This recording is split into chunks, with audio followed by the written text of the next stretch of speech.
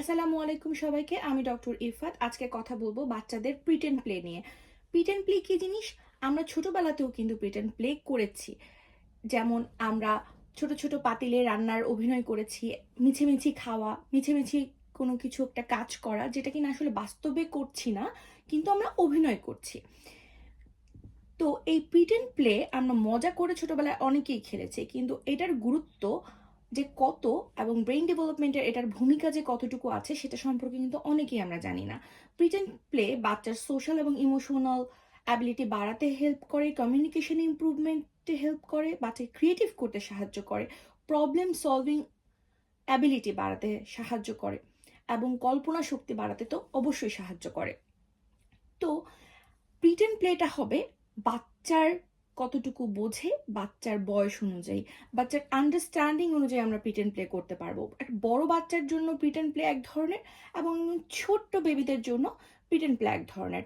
আমরা ছোট বাচ্চাদের সাথে রেগুলার প্রিটেন্ড প্লে করব মজার ছলে, যেটা কিনা তাদেরকে তাদের ডেইলি অ্যাক্টিভিটির কাজগুলো শেখাতেও হেল্প করবে এবং তাদের ইমোশনাল এবং সোশ্যাল কমিউনিকেশন কিভাবে করতে হবে সেটাও আমরা শেখাতে পারবো।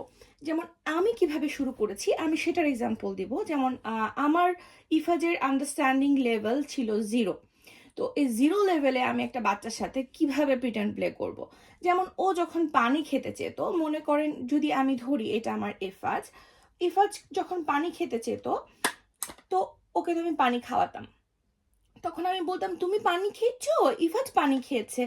ওহো, এলিফ্যান্টটা তো থ্রাস্টি, একটু শেয়ার করবে? একটু শেয়ার করি, একটু শেয়ার করি। তখন ওকে দিয়ে, ও বুঝতো না, ওর হাতটা ধরিয়ে আমি ওর টয়কে বলতাম, এই যে খাই খাই খাই, বলো ইফাজ খাই, পানি খাই পানি খাই। তো আমি এলিফ্যান্টকে পানি খাওয়াচ্ছি, তখন এলিফ্যান্ট আবার বলবে thank you Ifaz, thank you. তখন আমি ইফাজকে বলতাম, ওকে, এলিফ্যান্ট তোমাকে থ্যাংক ইউ বলেছে, চলো বলি ওয়েলকাম, ওয়েলকাম, একটু হাগ করে দেই, একটু কিসি করে দেই। যে বাচ্চা অনেক ছোট, যার আন্ডারস্ট্যান্ডিং লেভেল অনেক কম, তার সাথে প্রেজেন্ট প্লে হবে এই ধরনের, যে আমি ওর সাথে যা করছি, আমি ওর টয়ের সাথে সেই সেম কাজটা ওকে দিয়ে করানোর চেষ্টা করব। তাহলে সে রেসপন্সিবিলিটি শিখবে, সে ভাষার দিকে তার ইমপ্রুভমেন্ট হবে, সে দায়িত্বশীল হবে। ছোট থেকেই সেম কাজগুলো আমরা করব। আমরা কিন্তু ছোট মেয়ে বাচ্চারা কিন্তু পুতুল নিয়ে খেলতে পছন্দ করি। তো পুতুল দিয়ে যে খেলাটা, সেটাও কিন্তু প্রিটেন্ড প্লে। তো আমরা ইন্টেনশনালি আমি আমার বাচ্চাকে কি শেখাতে চাই সেটা প্রিটেন্ড প্লের মাধ্যমে শেখাতে পারি। আরেক হচ্ছে, যখন ওকে আমি যেমন ইফাজকে যেমন আমি ঘুম পাড়াই, তো ইফাজকেও বলি যে এখন তো এলিফ্যান্টটা নিয়ে অনেক প্লে করেছো, এখন টায়ার্ড হয়ে গেছে।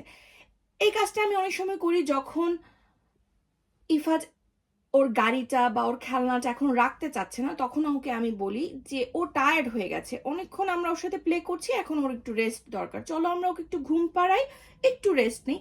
তো প্রথমত সে আইডিয়াটা সে বুঝতো না, কিন্তু পরবর্তীতে কিন্তু এই জিনিসটা আমাকে অনেক হেল্প করেছে, যে যে কোনো একটা খেলনা ওর কাছ থেকে নেওয়া অথবা ওকে বুঝানো যে টায়ার্ড হলে রেস্ট নিতে হয়। তো ওকে আমি বলতাম, আচ্ছা ঠিক আছে, তাহলে চলো বেবিকে শুয়ে দেই, বেবি স্লিপিং, রেস্ট টাইম, আমরা তোমার সাথে পরে প্লে করব, চলো ওকে কাভার করে দিই, কাভার করে দিই, ওকে ব্ল্যাঙ্কেট, ওর কোল্ড লাগছে, চলো কোল্ড লাগলে আমরা কি করব, একটু ব্ল্যাঙ্কেট দিয়ে দিই, এই তো এই তো, এখন ও স্লিপিং করবে, আমরা এখন কোনো সাউন্ড করব না, কোনো নয়েজ করব না, ঠিক আছে? এখন বেবি স্লিপিং করছে, চলো আমরা ওই রুমে চলে যাই। তো এই যে আমি কথাগুলো বললাম, এতে করে ইফাজকে আমি কি কি শিখালাম আপনি একটু চিন্তা করে দেখেন। যে একজন মানুষ টায়ার্ড হলে তাকে রেস্ট নিতে হয়, ঠান্ডা লাগলে তাকে ব্ল্যাঙ্কেট দিতে হয়, এবং একজন যখন আমি রেস্ট নেয় তখন কিন্তু আমরা কথা বলতে পারবো না, সুতরাং আমরা অন্য জায়গায় চলে যাব, এখানে আমি কোনো আর নয়েজ করতে পারবো না। তো প্রিটেন্ড প্লের মাধ্যমে আমরা যে বাচ্চাকে কত কিছু শেখাতে পারি সেটা বলে প্রকাশ করা যাবে না। আপনি যখন বাচ্চার সাথে খেলবেন, বাচ্চাকে যখন শেখানোর চেষ্টা করবেন, তখন আপনি নিজেই বুঝতে পারবেন যে আপনি যা ইচ্ছা আপনার সবকিছু আপনি প্রিটেন্ড প্লের মাধ্যমে আস্তে আস্তে আপনার বাচ্চার ছোট্ট ব্রেনটাতে ঢুকিয়ে দিতে পারেন। বাচ্চারা সারাক্ষণ শেখে, সুতরাং এই অপরচুনিটিটা হারাবেন না। প্রথম 0 থেকে 5 বছর অনেক ইম্পর্টেন্ট, বাচ্চাকে খেলা